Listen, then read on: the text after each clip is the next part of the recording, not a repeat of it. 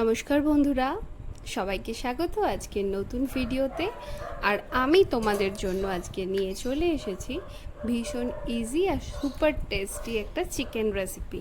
তার জন্য আমি এখানে নিয়ে নিয়েছি 500 গ্রাম চিকেন, 100 গ্রাম টক দই, 2 চা চামচ নুন, 1 টেবিল চামচ কাশ্মীরি রেড চিলি পাউডার, আর দিয়ে দিলাম কিছুটা পরিমাণ কসুরি মেথি। এবার এগুলোকে ভালো করে ম্যারিনেট করব। ম্যারিনেট করা হয়ে গেলে এটাকে 10 থেকে 15 মিনিটের জন্য রেস্টে রেখে দেব।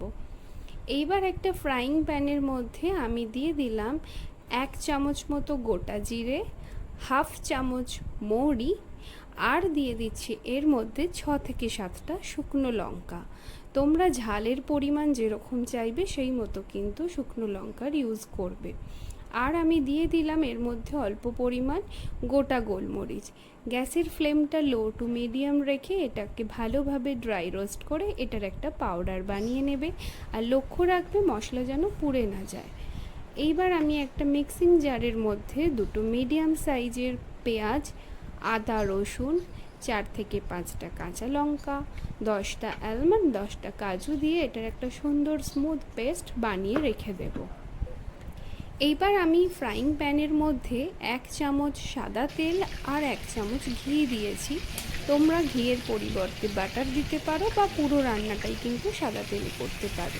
তেল গরম হতেই আমি দিয়ে দিলাম ম্যারিনেট করে রাখা চিকেনের পিসগুলো।